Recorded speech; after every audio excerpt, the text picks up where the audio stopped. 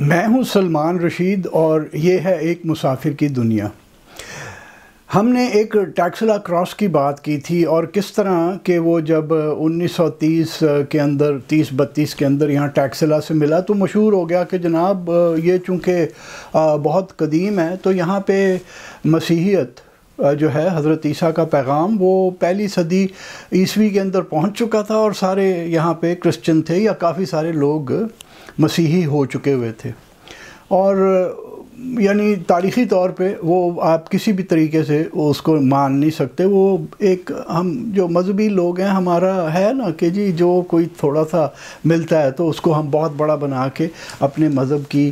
بڑائی کے لیے بتاتے ہیں۔ مسلمان بھی ایسے ہی ہیں، ہم تو کسی کو آپ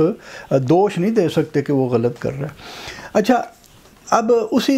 کو اگر آپ آگے بڑھائیں تو 2020 کے اندر اخباروں میں خبر آئی کہ جناب کواردو میں ایک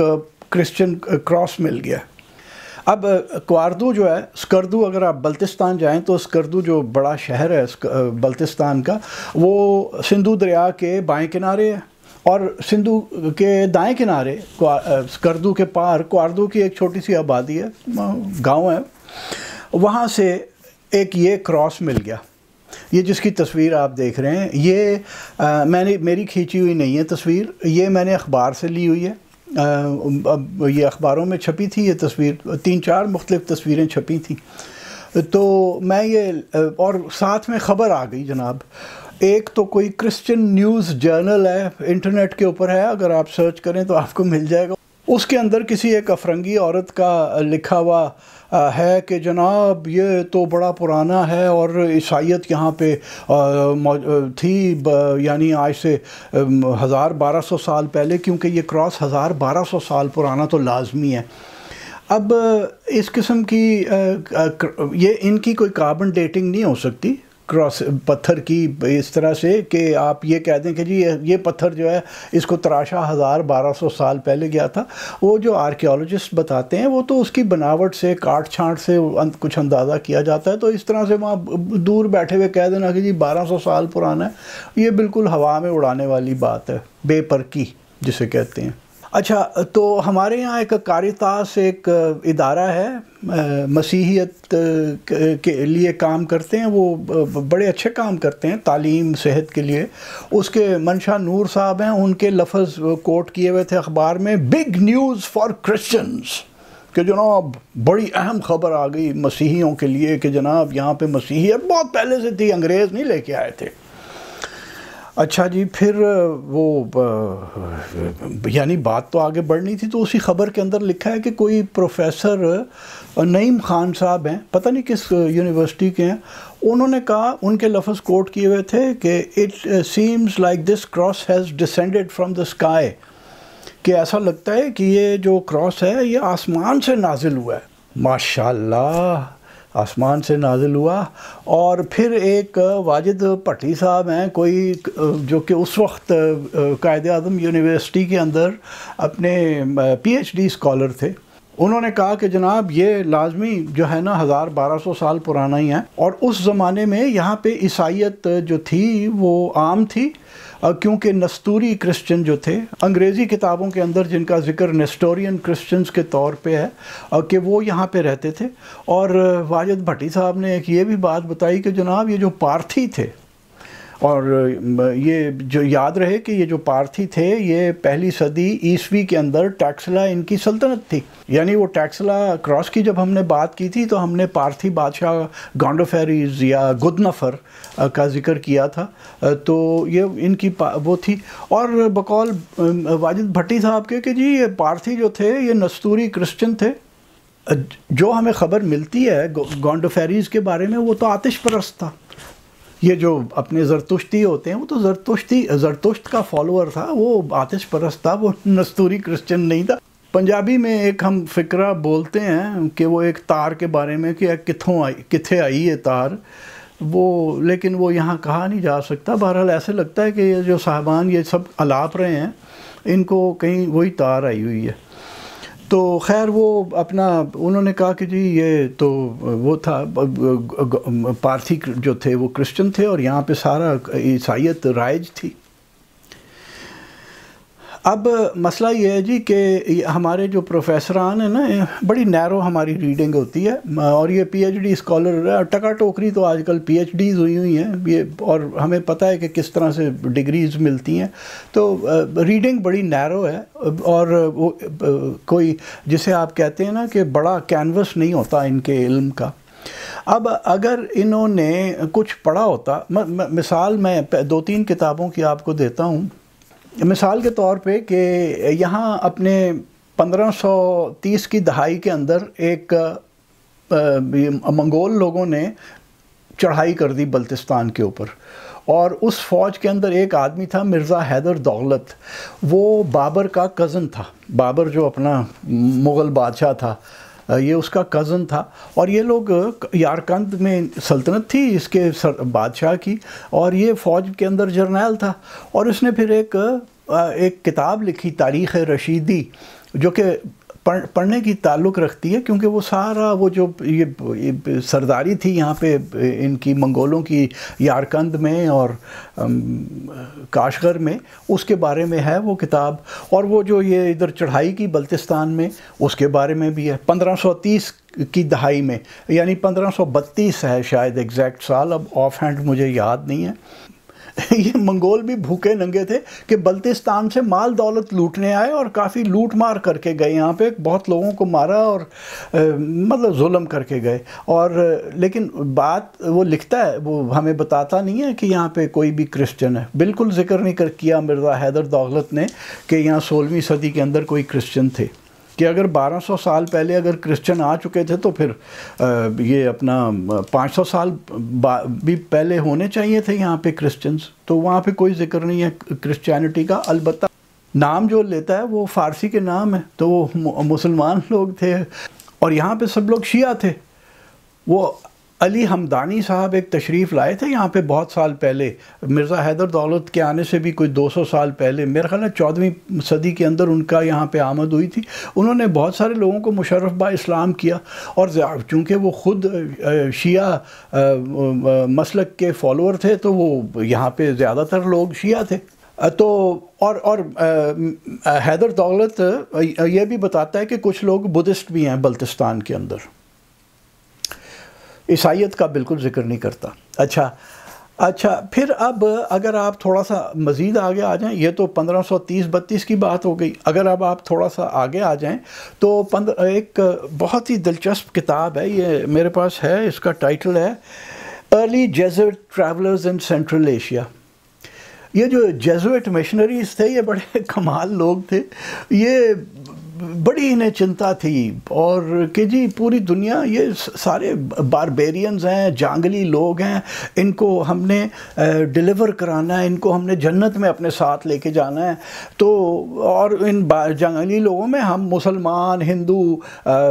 آپ کا بھلا ہو جائے، یہ آتش پرست، ہر کوئی کو وہ نا باربیرین ہی کہتے تھے، اور بڑی فکر کرتے تھے کہ بھائی یہ تو دیکھو دوزخ میں جائیں گے، ان کا ہمیں کچھ کرنا چاہیے، تو یہ وہاں سے بیچارے چل پڑتے تھے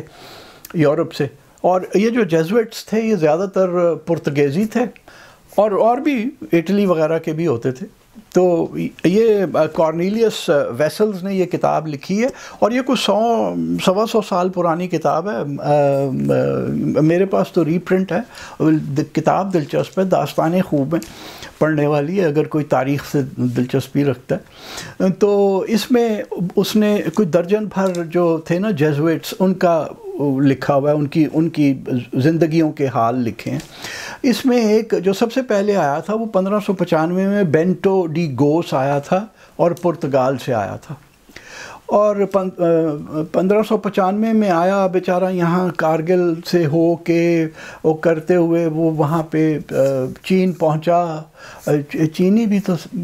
کچھ بھی نہیں نا مانتے تھے، وہ بھی ان کا اپنا یا بدھسٹ تھے یا کوئی مذہب نہیں تھا، بیچارے دوزخ میں جانا تھا، تو اس نے بیچارے نے بڑا جتن کیا، لیکن وہ اس جتن کے دوران ہی 1605 کے اندر وہاں چین میں مر گیا۔ پھر مزید اوروں کے ذکر ہیں، 1715-16 کے اندر ایک ایپولیٹو ڈیسیڈیری کا ذکر ہے، وہ اطالوی تھا، اٹلی سے آیا تھا، اور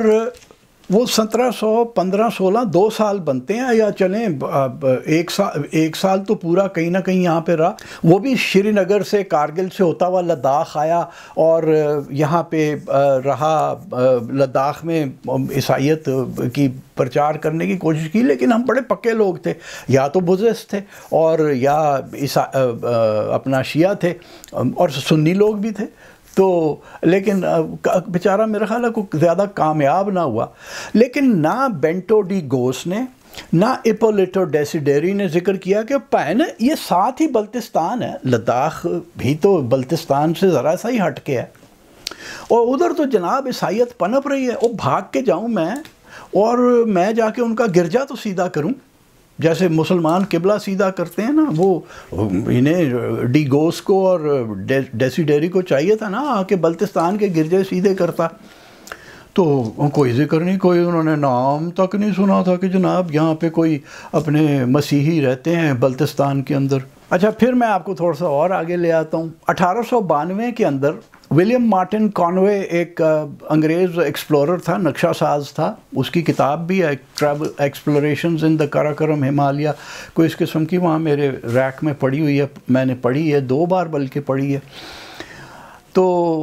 مارٹن کانوے نے یہاں پہ 1892 کی جو گرمیاں تھیں وہ بلتستان میں گزاری، اور اس نے کافی ساری نقشہ سازی کی. یہ بیفو ہسپر کا جو گلیشیل سسٹم ہے اس کی، اور پھر یہ بلتورو کی، اور ادھر خپلو وغیرہ بھی یہ آیا. اور یہاں پہ اسے بلتستان میں خپلو میں میرا خیال ہے اس کو ایک صاحب ملے، ریورنڈ ڈانسن. وہ کوئی ڈچ آدمی تھا، پادری تھا، اور وہ 5 سال سے کارگل اور لداخ وغیرہ میں مسیحیت کے لیے کام کر رہا تھا. اب یہ 19ویں صدی کے اندر وہ ان کا پھیلانے کا طریقہ اور ہوتا تھا. وہ خدمت کرتے تھے انسانوں کی، یہ میڈیکل فیسلٹیز لوگوں کو دیا کرتے تھے، اس طرح سے خدمت کیا کرتے تھے. تو ڈانسن 5 سال سے، کانوے نے اپنی کتاب میں لکھا کہ وہ 5 سال سے یہاں پہ خدمت میں لگا ہوا تھا مسیحیت کی. ڈانسن نے بھی کوئی ذکر نہیں کیا کہ سر ادھر وہ تو سارے عیسائی ہیں بلتستان کے اندر، وہاں کراس بھی ہیں، تو یہ تو بڑا کام ہے وہاں پہ ہمیں. میں نے ان کا قبلہ بھی سیدھا کر دیا، یعنی ان کا گرجا بھی سیدھا کر دیا، کوئی ذکر نہیں ہے. اچھا اب یہ جو کراس کی بات ہے، یہ یعنی کراس بنا کیسے؟ دیکھیے میرے مرشد، میرے مینٹور ہیں ڈاکٹر سیف الرحمان ڈار صاحب، نامور آرکیولوجسٹ ہیں. بہت سال پہلے جب ٹیکسلا کراس کے اوپر میں کچھ کام کر رہا تھا اپنی کتاب دا سالٹرین اینڈ دا پوٹوہار پلیٹو کے لیے، تو اس میں ڈاکٹر صاحب سے بڑی بات چیت ہوئی تھی کراس کے بارے میں. ڈاکٹر صاحب کا کہنا یہ ہے کہ جناب یہ جو کراس ہے یہ ایک بہت آسان سمبل ہے بنانا، 2 لائنیں ہی مارنی ہے نا آپ نے تو کراس بن جاتا ہے. اور کہتے ہیں کہ یہ قدیم زمانے سے استعمال میں ہو رہا تھا. اور جہاں تک مجھے پتہ ہے کہ ہلکی سی میرے ذہن میں ایک بات یاد ہے کہ نیانڈرٹال لوگ جو تھے آج سے کچھ 70,000 سال پہلے، انہوں نے بھی لکڑی کا ایک کراس بنایا ہوا تھا. حضرت عیسیٰ 70,000 سال پہلے تشریف نہیں لائے تھے، لیکن کراس تھا. تو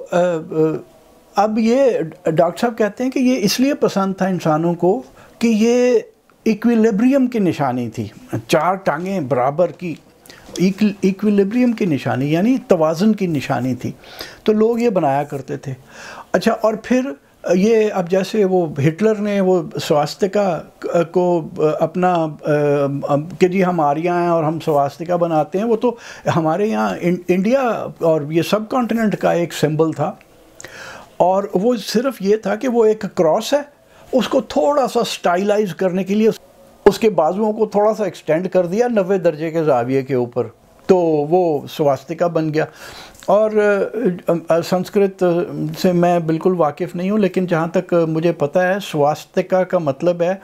کوئی ویل بینگ کا قسم کا مطلب ہے. اور اس میں بھی آپ دیکھیے کہ کتنا ایکویلیبریم ہے اور خوبصورت ہے سواستکا. تو ہٹلر نے تو اس کو ایک بھیانک شکل دے دی ہمارے یہاں تو وہ اپنا بھائی لوگ جو ہیں اس کو ایک مذہبی سمبل مانا جاتا تھا، لیکن یہ بھی کہنا کہ جی یہ جب یہاں پہ